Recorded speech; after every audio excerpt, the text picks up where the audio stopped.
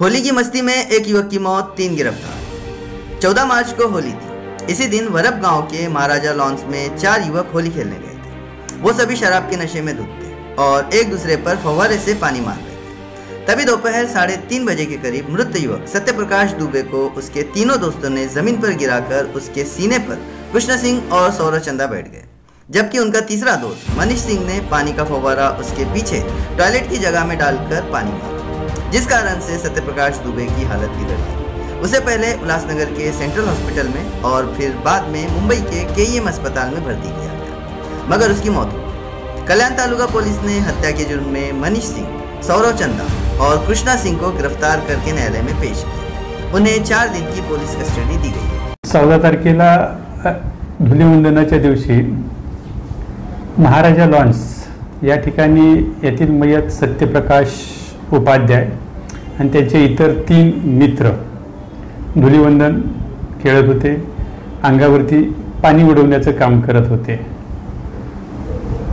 त्यापैकी सर्वजण दारू पिलेले होते।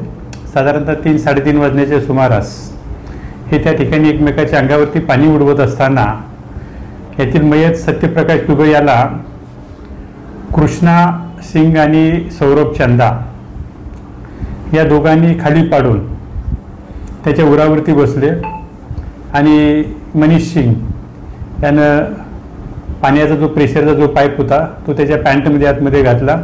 त्यामुळे पाणी प्रेशर असल्यामुळं त्याच्या गुदद्वारातून आतमध्ये गेलं। उपचारकामी त्याला पहिल्यांदा उल्हासनगर येथील हॉस्पिटलला आणि त्यानंतर केएम हॉस्पिटल बोईवाडा या ठिकाणी ॲडमिट करण्यात आलं होतं। उपचार चालू असताना सत्यप्रकाश उपाध्याय मयत झालेला आहे। पोस्टमॉर्टममध्ये त्यांच्या आतड्याला आतमध्ये अंतर्गत इंजुरी झाल्याचे दिसून आलेलं आहे आणि त्या कारणावरच तो मयत झालेला आहे। मनीष चैतामणी, कृष्णा सिंग आणि सौरभ चंदा या तिघांना अटक करण्यात आलेलं आहे। 4 दिवसाची पोलीस कस्टडी मिळालेली आहे।